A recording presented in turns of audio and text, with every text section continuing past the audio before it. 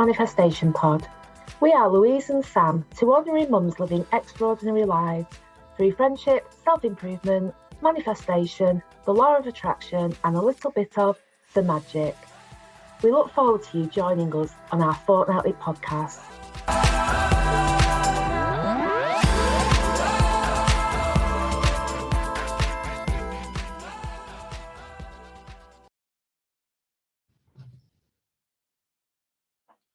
Good morning. I don't know why I'm so high pitched when I do that, but good morning. You are on the Manifestation Pod. You're listening to me, Louise, and Sam is with us. Good morning, Sam. Hello. Good morning. Good morning. We're okay? Better in the mornings with this, aren't we? Yeah, we are. And I've had a coffee. I'm on caffeine again, so I'm just having one caffeine in the morning, but it does really pep me up, so that's good. We're talking today about money mindset. I think I'm going to do a money masterclass for you all today, and we're going to tie that into International Women's Day, which was on Friday, because Sam did something for that, I did something for that, so we thought it'd be nice to share that with you.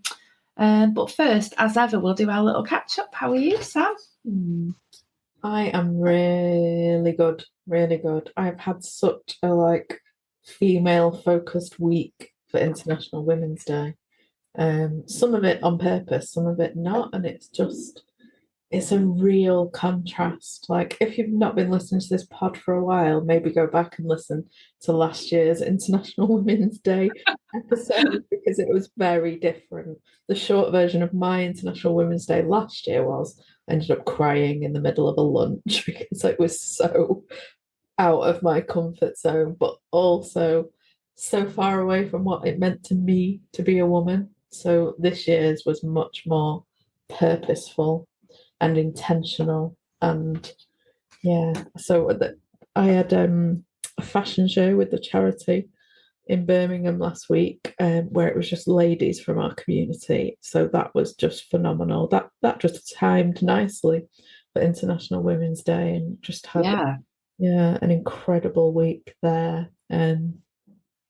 I wore that fancy dress that you helped me pick, and I channeled my Amazonian type supermodel vibe. Did you? How did that go? Went well, actually. Yeah, I felt amazing. I did. The dress. I think that dress, I would never have picked that dress before. And it was a combination of your and the girls' help for me to pick something different, and also that work that I've been doing to just feel better about the stuff I'm wearing. So yeah, I felt amazing. I ended up wearing these trainers that were platform trainers, but they were DKNY, gold sparkly ones. Oh, nice. No, because I was trying to find a heel, and I've not worn a heel for about 10 years at least, I'd imagine. And I tried on about 10 and just could not get my foot in them.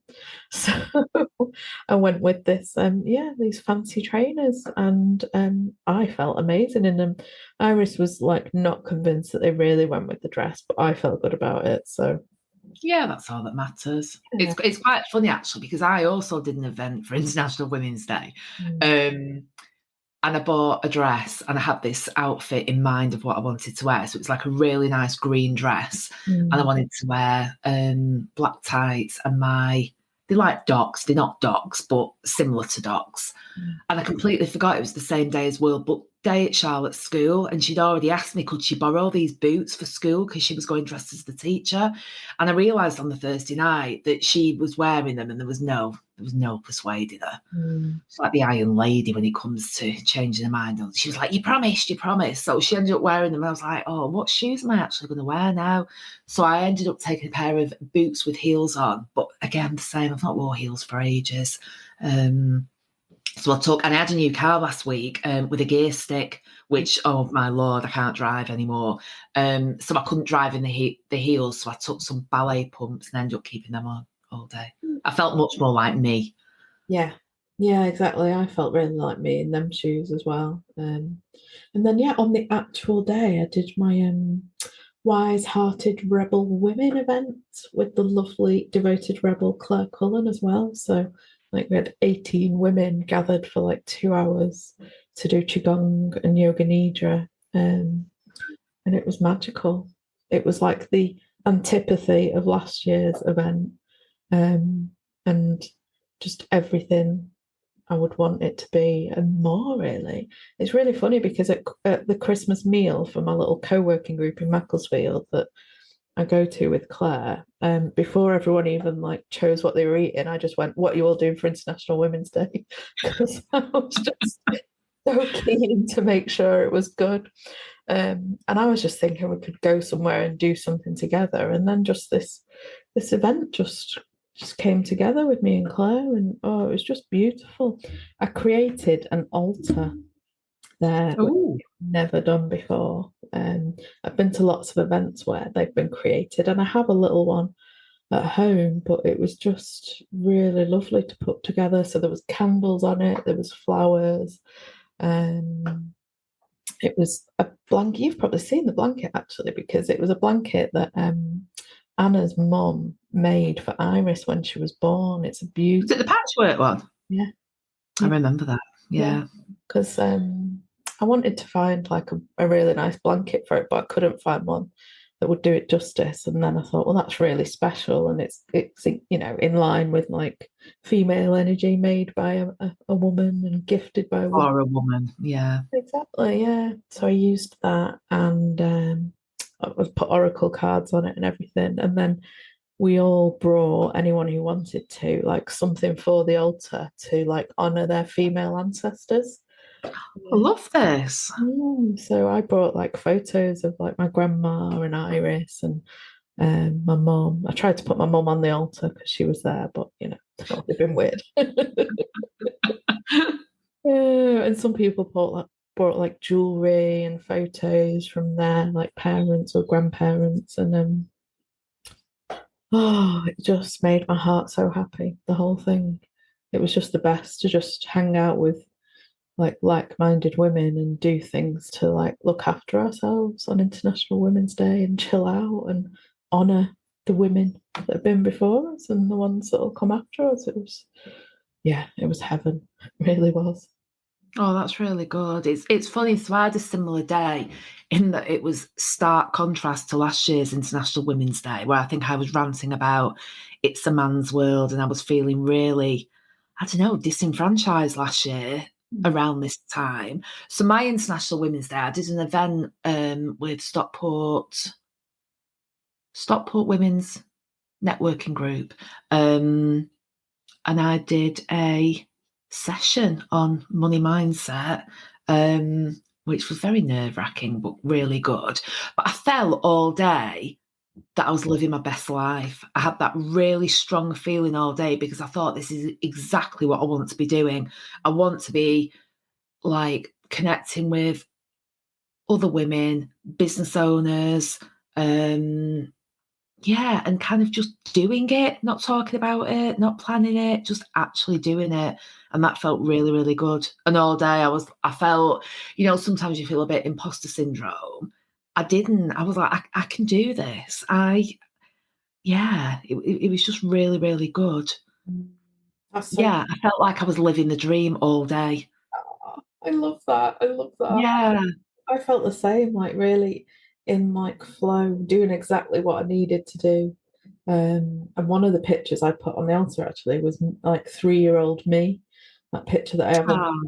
And I was like telling the ladies about that, and I was like, 3-year-old Sam's like really happy about this and like really proud of herself, and can't quite believe that she's a yoga teacher doing stuff like this. And that really resonated with a lot of people. Actually, a lot of people talked to me about that afterwards, of like how nice it is to think of the younger you and how proud they'd be of you, on a day like that. Yeah. Yeah. Applause for us. I'm so proud of both of them. Yay! I know, it's funny, isn't it, how things like change. Like a year ago, you weren't a yoga teacher.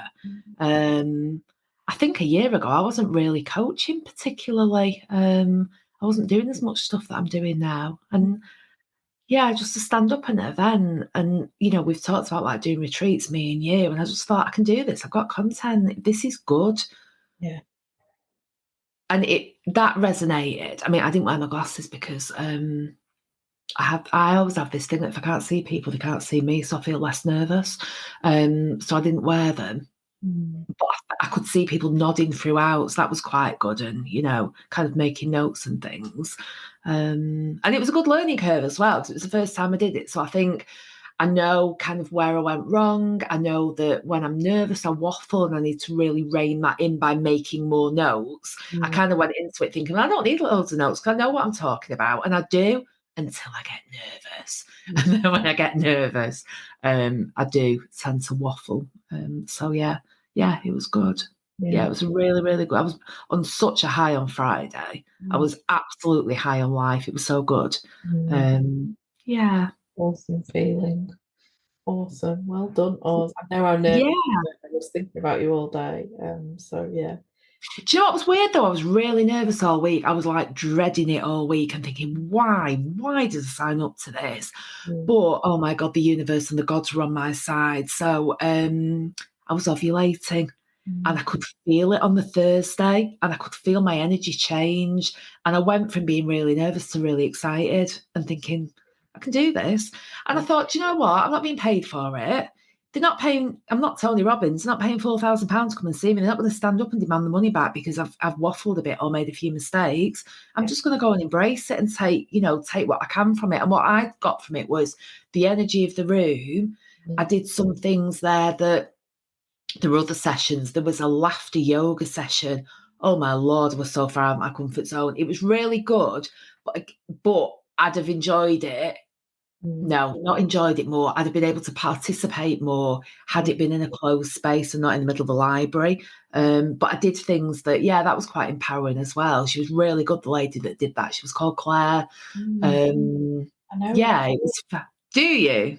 She's amazing, isn't she? Yeah, she's got a really good energy. She's very funny. Yeah, it was good. But I felt on an absolute high all day. It was such a great day. It was. And the planetary energetic energy is really about feminine rising at the moment, and really feeling it. Everyone I spoke to this last week have been like, yay, like just on a high about stuff. So yeah, it's good. It's really good. Yeah, there is something in the air. I definitely feel like I'm winning at life at the moment, and it's a nice place to be. Totally. It's a really good time for manifesting and setting goals as well at the moment. Oh, that's good. That's exactly what I'm going to do after this podcast. So, yeah, I had, I've not even spoke to you about this. I'll speak to you off pod, but I've got a business coach now and I had a meeting with her last week, the week before, I can't remember. But she set me some work to do, which I've not even looked at yet because life's been in the way. But yeah, I'm going to do that afterwards and set some goals. That's exciting. Money mindset and International Women's Day then, Louise. Okay, so I'm going to do a little mini version of what I did on Friday. So because it was International Women's Day, I started off, I've got a little money mindset class, if you like, or session. And I wanted to incorporate that into International Women's Day, not just to be about money. So I'm just looking for my notes. So I started off by talking about a very fun fact that the average woman loses £500,000 in her lifetime just by being a woman. Wow. Yeah. So just because you're born female, we have vaginas, we lose on average £500,000 in a lifetime because we're not a man. Which if you think about that in terms of kind of moving forward in life, we're at a disadvantage just by being born. It kind of explains why so many billionaires are male, because they have an advantage over us. And I know we can fight back, we can overcome these things, but that's a colossal head start that men have just by being a man. So some of those things are, we have periods, there's a cost involved in that. The gender pay gap is still a thing. Women, can earn less than a man just because they're a woman. Women have babies, take time off work, lose money because of that, maybe go back to work part-time. maybe leave work to do childcare responsibilities. I know there are men out there that do things like this, but typically all these things I'm talking about fall to a woman. If people have got elderly parents, a couple that are married and the elderly parents need care, typically it falls on the woman to kind of sort that out. Women have life admin to do more than men. Men seem to be able to just not be aware of a lot of things that go on in the home, and a woman picks most of that up.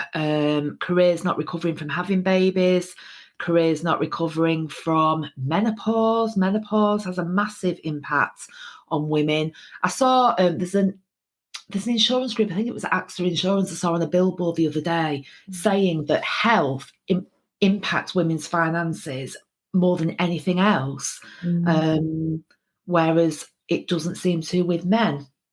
Bizarrely, I need to look into that to figure out why. But yeah, divorce, pensions, there's loads of things. These are just things that I thought of the top of my head and did a little bit of research. But yeah, I'm sure if you dig deep, there's loads more. So it's really because of that discrepancy.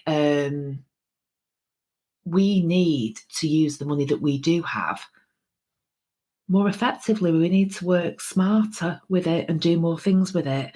So yeah, it's vital that we use that money to build the life that we want. So the start of what I talked about on Friday was about what happens. Again, I'll keep using the word typically because I know it's not for everybody, but when we get our first job, we're told by our parents, and I've talked about this before, that you pay your bills, you pay the roof over your head, you pay all your bills, and then what money you've got left is yours to do what you want with. But no one ever talks about that money is the only money you've got any choice about. So you've not got, say you earn £2,000 a month and £1,000 of it is for your bills and your mortgage and your rent or whatever else. That other £1,000, we seem to have this mindset that we can go mad with this. It's ours. We can do whatever we want with it. And we just tend to kind of fritter it away. Most people I speak to do not know where that money goes. True. Really. If I say to someone, when in my coaching clients, if I say to someone, where does that disposable income go? Where did that go last month? They're hard pressed to know where that goes. Before I started being the way I am with money, I was exactly the same. So yeah, that money is the money that is the most important. That's the thing that builds the life that we want, and we shouldn't be frittering it away on lifestyle creep, buying bigger packages of Sky or a bigger car or a bigger house because we've got more money, because we've earned more, we've got pay rises. We typically spend more, so that disposable income never increases. But actually, if we try to cut down on our spending in terms of the things that are pretty boring and don't inspire us, like our gas, our electric, Sky packages, if we just keep all of that to a minimum, that £1,000 will increase. And then you get choices of what to do with it. So you could make money from it. You could start investing. You could start saving. You could start little savings pots for things that you want for the future. You could start aligning your calendar with the life that you want. So an exercise we did on Friday was look at your calendar for a week, look at the life that you want to live, and do they align? So my example was, I want to do yoga. It makes me feel good. It helps my mental health. It's exercise. It's really important to me. I love that time to do yoga. If you look at my calendar, I last did yoga probably about a year ago. It's ridiculous. I never do it because it's not in the calendar. So that simple switch of just putting it in there means that I've ticked a few of my boxes. It's good for my mental health. I like to do exercise. I like to get out of the house. I like an hour to myself. That one thing ticks a load of boxes for me. And the more disposable income we've got, the more of those boxes you tick. And the more of those boxes you tick, that's you living your best life now.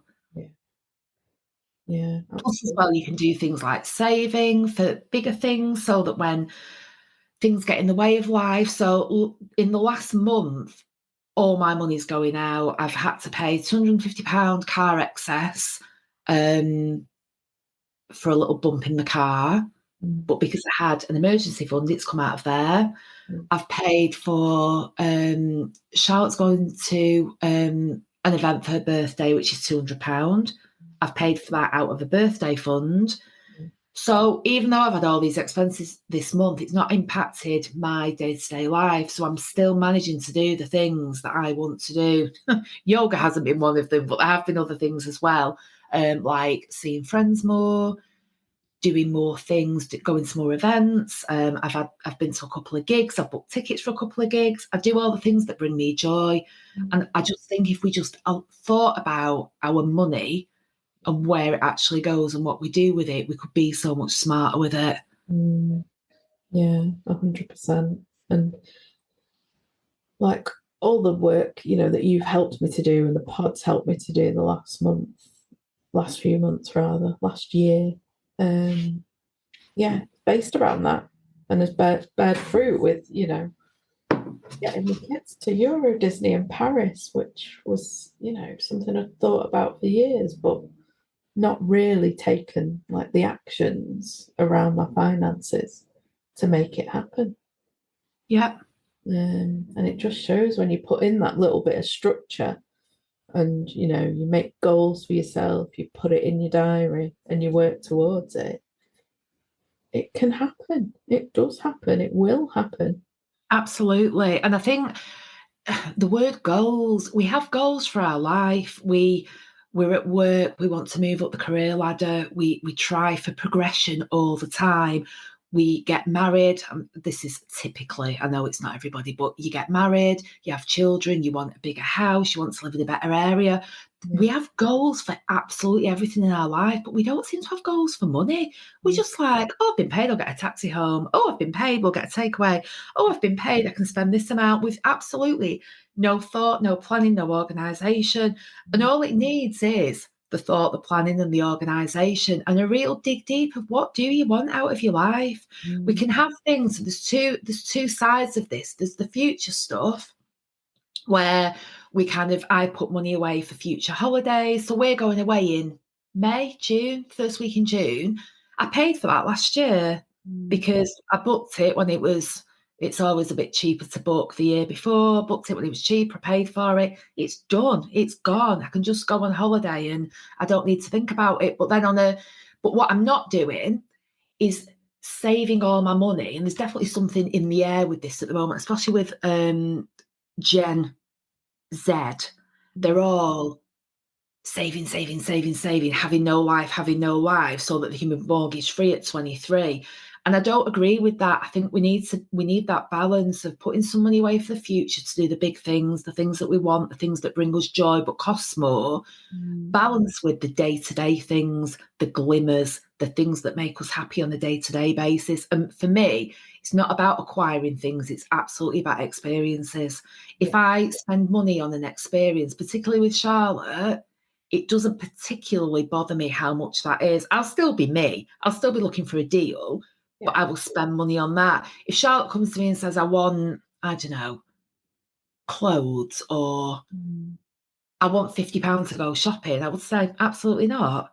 Yeah. But if Charlotte came to me and said, I want to do something with my friends, it costs £50, but I don't know, all my friends are going, it's going to be a full day, I'll do a quick value for money in my head, and I'd be more than happy to pay that for the experience. I wouldn't for the clothes. So it's all about what is important to us and what brings us happiness. And don't get me wrong, there are people out there who'd rather spend the £50 on clothes, and that's absolutely fine because it's all about your choice. I was talking about this to my mum last week after the event. She was asking me how it went. I was telling her about it, and she said, it's about making cutbacks. And I said, no, Mum, it isn't. It absolutely isn't. It's the complete polar opposite of that. It's not about cutting back. It's about cutting back on your gas and your electric and your water and trying to make that as cheap as possible, because that's all boring crap that we don't want to spend money on. Of course, we want to cut back on that. But life, absolutely not. We do not want to cut back on life. We want to have the life we want. And if that costs money, then we found the money for it. That's all we want. That's all life's about. Experiences and doing things with the people that you love. Yeah, exactly. And making the money flow in and flow out. If absolutely. And it's not flowing out, then it's not going to flow in. Exactly. You're stay stuck with what you've got, aren't you? Yeah, and not feeling bad about paying things. So the 250 excess, a couple of people are like, oh my God, I can't believe you got to pay that. I was like, I've had a bump in the car. I've got to pay it. It is what it is. And I paid it. I paid it yesterday, actually. I had to pay it when I took the courtesy car back. And I paid it with absolutely no thoughts of, oh, what could I be spending that on? It came out of an emergency fund. That's exactly what it's for. That emergency fund is sat in a bank account.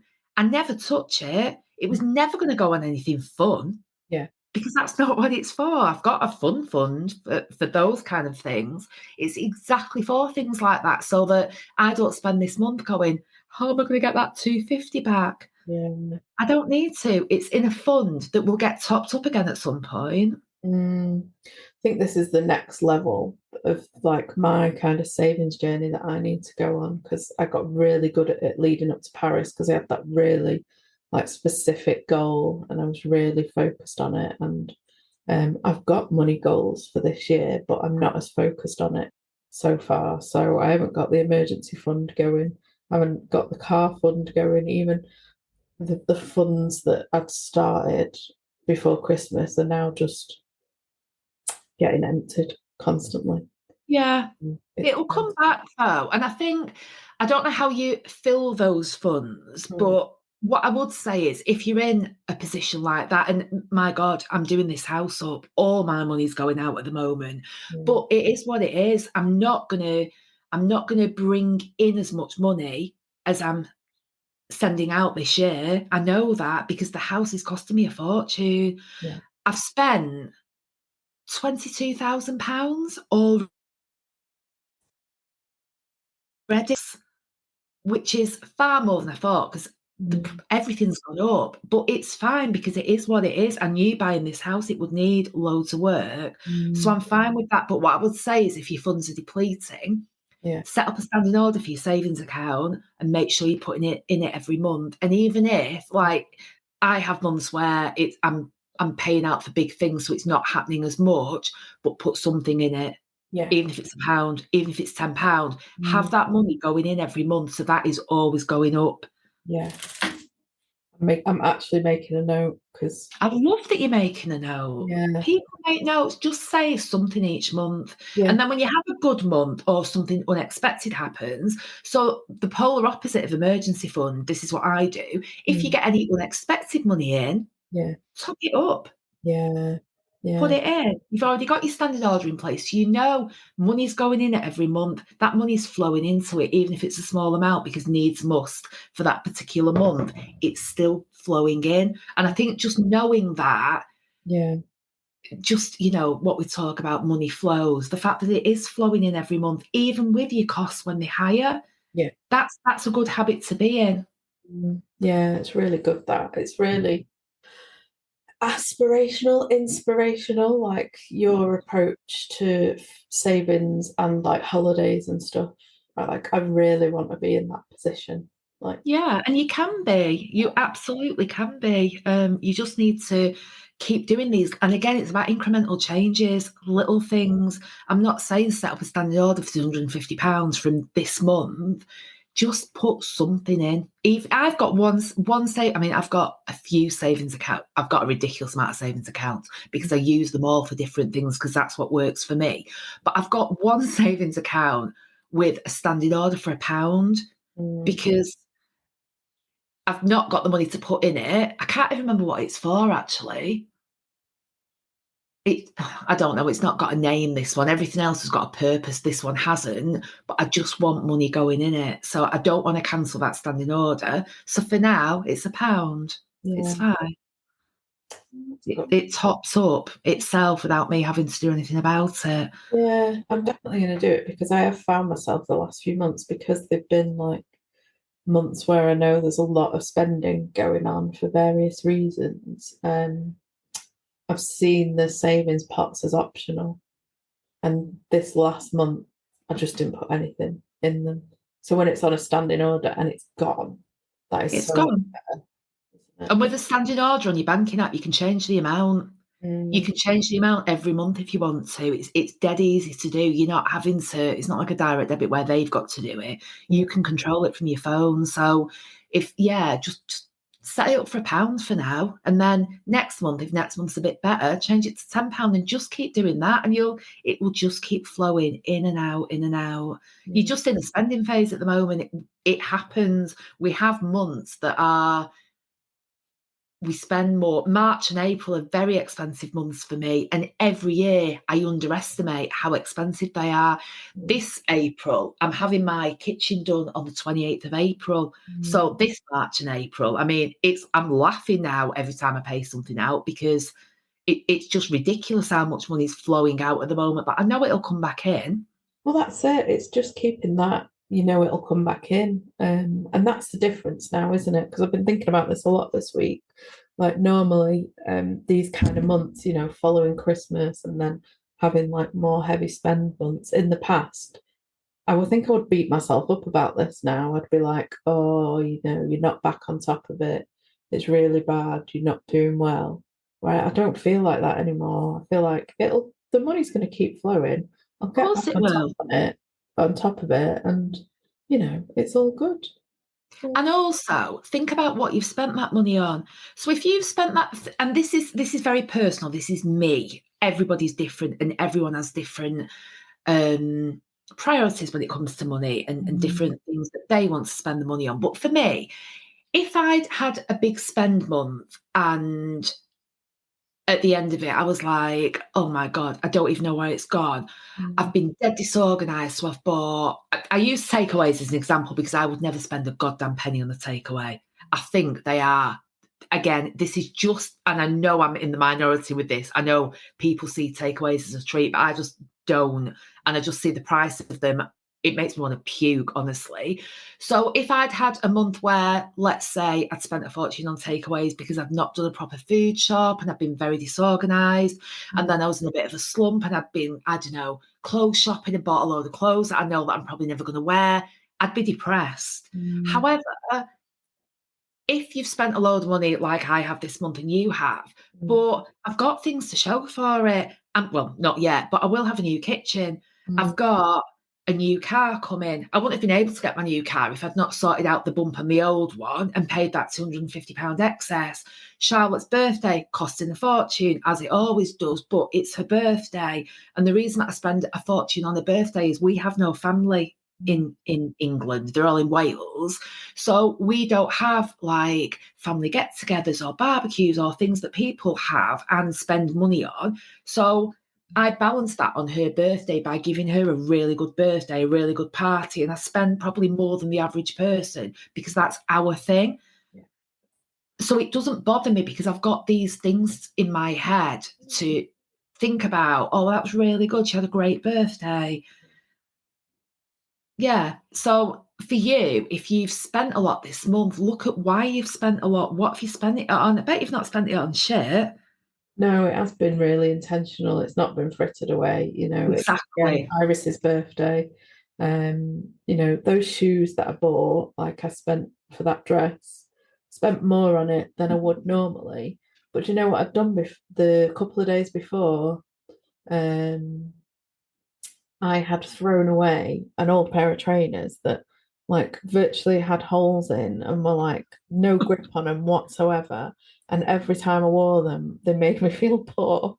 And I'm like, why am I wearing them? It's just because they were easy to put on. So I threw them away. And then like 3 days later, this beautiful pair of trainers came about. And for months I've been like, I'm going to get rid of them and get a beautiful pair of trainers.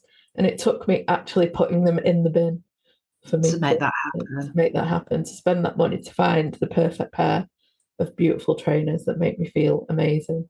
Okay, so let's do some cost analysis if you're comfortable with this. How much were the trainers?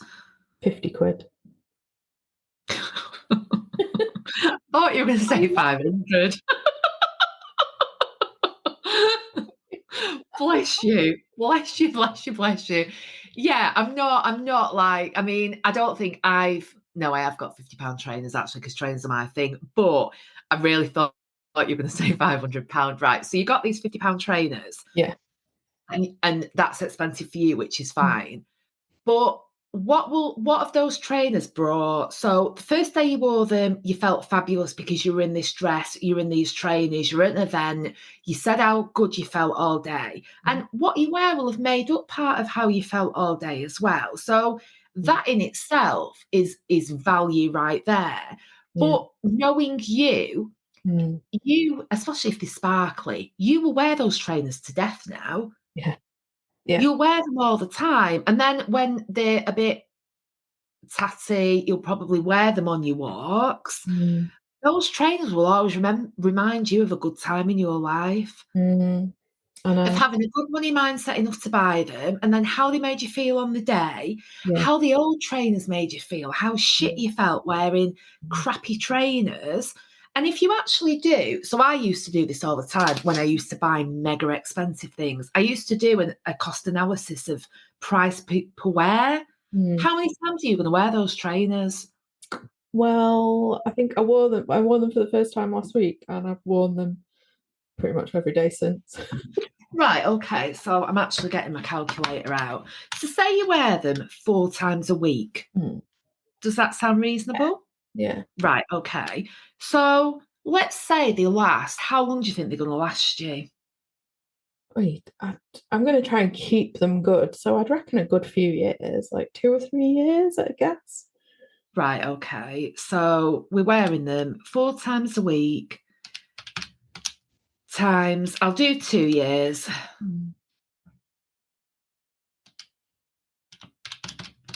So I'm doing a calculation, people.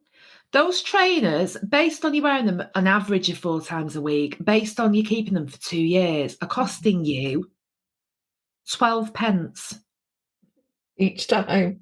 Each time you wear them. I'm not even sure if I'm that right.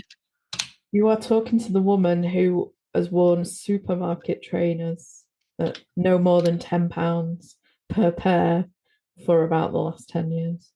And you know what? Let me just say, there's absolutely nothing wrong with wearing supermarket trainers at all. I've got some supermarket trainers. In fact, no, I haven't. I do like trainers. All my trainers are Adidas. But what I have got are supermarket ballet pumps, which I pretty much live in the rest of the time. Yeah. And there's absolutely nothing wrong with that. But what is wrong with that is if those supermarket trainers are literally falling apart and they've got holes in and you're not replacing them. Because that's saying to the world, I can't afford to replace my trainers. And you know what? You absolutely can. I know, and it's saying it to yourself as well, isn't it? Like, you know, that there's something around worthiness in it, isn't it? Like, yeah, I think. So yeah, like I've got a hole in my favorite coat at the moment, and I'm thinking about that. But there's something about like this must be a money lesson that's coming to me at the moment. I've not quite got to the bottom of it because my favorite walking boots keep breaking, and my favorite coat has got a hole in it. And I love both of them so much. And it doesn't feel good value to get new ones because they're both so comfortable. I think if you love something Yeah. that much, I mean, I'm not sure about the walking shoes because I think there's a health and safety. If your walking shoes are falling apart, I think you need to get new ones just from keeping your feet warm and dry. But your coat, I don't think there's anything wrong with if you've got a favourite item of clothing. I've got a T-shirt with a hole in, and I swear to God, I can't throw it away because I love it. Yeah. I love it so much, and I'll never get another one. It was from H&M. It was probably a tenner, but I love it. It's got big, like, sequin lips on the front. I just love it. If you've got a coat that's got a hole in and you love that coat, get the hole repaired. Yeah, exactly. Yeah, I was saying that to Iris this morning. I was like, if I can't sew it myself, I'm going to find like some kind of funky patch or something. Do something to make. Yeah, and I don't, because that isn't about I can't afford a new coat. That's about I love this coat that much. I don't want to get rid of it, and that's completely different. Yeah, it is different, isn't it? And I think it's just noticing that difference because in the past that hole would have made me feel poor, but it doesn't anymore because I've got the wherewithal with my thoughts to be like, well, you just love that coat. That's why you're keeping it. Get it repaired, you know. Yeah, and I think just from the conversations we've had, like the whole Alton Towers conversation, your head was just poor no matter what was going on. Yeah, I know. There was no reality lens on it. No, exactly. That's such a good phrase, yeah, reality lens. And now you've got that lens, you can see the difference between wearing trainers that make you feel shit because they've got a hole in and wearing a coat that's got a hole in that you love. There's a huge difference between the two. Yeah, there is. Absolutely. So interesting. I love talking about money.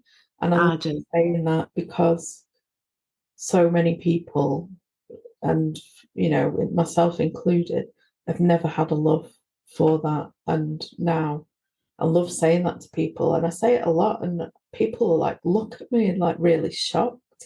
I'm like, yeah, of course I love talking. It's so interesting. Why would I not love talking about money? It's yeah, I do. Because it's not about the acquisition of money. It's No, about what that money can do for you. And yeah. what we should have is a wardrobe full of Mm, coats like that yeah, and the new trainers of things that we love and they bring us joy. And there's a bit of Marie Kondo in there, but yeah, that's what we should be doing. And it's difficult sometimes because sometimes you just need function. You haven't got time to go and find the perfect worktop because you just need a bloody worktop and you need it now.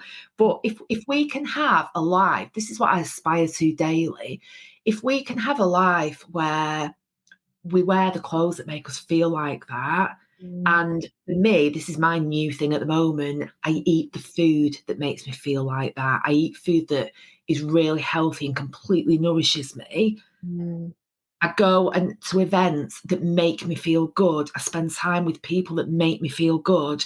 mm. That's my best life right there. Yeah, absolutely. That is winning. It really is. Do you know what I was thinking about when you're talking about how much less money women have in their lifetime? I was thinking about the privilege that we have as like white middle class women, for want of a better term, because if you add in like that big difference that you've talked about there in money, add into that being a woman of colour, being a woman with a Absolutely. disability, being a woman that was born into poverty, imagine Yeah. how much bigger that discrepancy probably is with those added layers. Oh yeah, massive. It's funny you should say that because I was thinking that as I was saying it. But there's a video online Mm. and it's a race and there's a load of people in the race and they put it's American, it's really powerful. You Yeah, seen it? yeah, it's like college kids, isn't it? Yes. Yeah. And they make you take a step backwards. So they all start off, they're all at the same place in the line to run a race. And Mm. then you take a step backwards if you didn't have a dad growing up. You take a step backwards if you're of colour. You take a step backwards if, I can't even remember what they are. You've not got a college degree. You take a step backwards, and there's all these things. And it just shows very clearly how disadvantaged people are through no fault of their own, Mm. that if it's so much harder for them to get to the front to win the race of life because they're disadvantaged before they start. And that's why it's so much easier for, you know, white American men that go to Harvard and Yale Yeah. be powerful because they've not had the disadvantages that other people have got. But you're right, women of colour particularly. I just think it's important to like be aware of that and to point it out and think about it as well. Because I don't know, like this last week, I've met a lot of people from like Malawi and Uganda and America, and it's just really made me think about the privilege of being born here. Um, and then weirdly, Big Brother as well has made me think about it this week because there's a young black girl in there who's like a podcaster, and she seems to just be being a little bit targeted. And Sharon Osbourne is like sticking up for her, and I'm so surprised by that. yeah, I know, and I think Sharon Osbourne sort of has had a little privilege check in that of you know the people that are picking on for really silly things. They're not saying it's colour related at all, but at the same time, it could also be seen in the lens of microaggressions. Of they take a dislike to her, because she is different to them. And it's just really made me think that it's really important to whatever situation we're in to understand our privilege and make sure that, you know, we share our advantages wherever we possibly can with people that wouldn't always have that opportunity.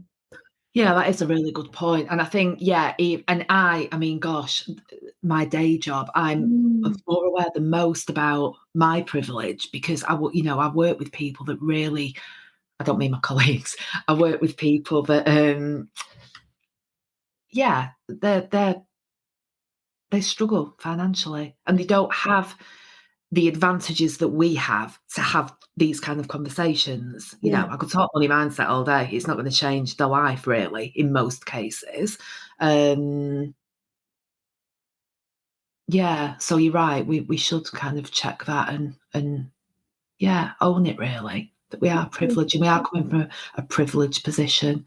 Yeah, because I guess some people could be mistaken for thinking that we're, you know, saying all this is dead easy and available to everyone, like when we're well aware it's not. Yeah, it absolutely isn't. And I think my client base, or as my new business coach calls it, my avatar, my ideal customer, is very like me. They are someone who they're definitely not poor, they're definitely not rich, they're just in the middle. They are an average Joe person who earns, you know, an okay salary, and they just want to do more with the money. So yeah, it is. I am kind of aware that this is not for everyone. And I do sometimes, I don't know when we do the pod, I do think, do we ever come across like that? You know, when we talk about our kids and birthdays and. Well, we probably do, don't we, to, you know, people that aren't in that position. But I guess, you know, there's times in our lives where we've been in that position. Oh yeah, absolutely. My whole business comes from me having an absolute money nightmare, and I talked about this in my my session on Friday. You know, there was in 2009, I had no money. I nearly lost my house. I had nothing, and weirdly and bizarrely, that nothing turned around from being, oh my God, I've got nothing to, oh, I've got nothing. I can literally start again. Yeah, exactly. But the starting again took some time. It didn't come overnight. It was really difficult. And I learned some lessons about how easy it was previously to have money, get money, keep money, acquire more money, to being on the breadline and going, shit, this isn't good. This when you're in this hole, it is very, very difficult to dig yourself out of it. And dig myself out, I bloody well did. But my lesson from that was never like disrespect money again, never take it for granted. Exactly. Yeah, absolutely. And I think, I don't know, maybe it's just the whole International Women's Day thing as well. It just kind of makes you think, doesn't it? And I just think it's important to be aware of, I guess. Yeah, definitely. Yeah, it really is. Yeah, I had a really strong intuition that we needed to talk about that as we started talking. So yeah. Good. Yeah, well, I hope that's helped everyone with some money mindset around International Women's Day. And if you didn't have a good International Women's Day, then set the intention for the next one and see what can happen in a year. Yeah, I was thinking that. Yeah, and if you are having a bad International Women's Day and you're listening to this, and because if I'd have heard this from someone else last year, I'd have been like, oh my God, go away with your fabulous lives. Listen to ours from last year because it was very, very different. Yeah. But yeah, it'll be interesting to see where we are next year and where, people are, whether they've had a great one, whether they've had a bad one. It's just a day at the end of the day. It doesn't define you. It's just a day. If it was bad, things will get better. Yeah, they always do. They always do. That's a nice place to end. So we don't know what episode number this is, and we don't know what episode number our next one is, do we? 28-ish. Is it? Okay. So that was episode 28-ish of the Manifestation Pod. And we're back to doing fortnightly. I don't know whether we said this on the last one, but we felt like, I don't know, it was just quite hard. And our figures have dropped a little bit. I feel like we didn't have not the best content, but it just feels a bit better fortnightly. It feels like we're giving more Yeah, I agree. It feels nice. I think we should settle here fortnightly. Absolutely. So have a great week, people, and we will speak to you in a fortnight. Bye. Bye.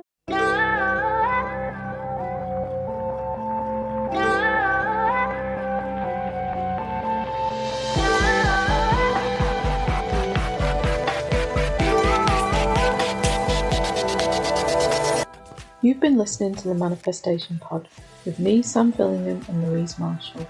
Please follow, subscribe, and rate our pod. Share with friends to support two ordinary mums living extraordinary lives.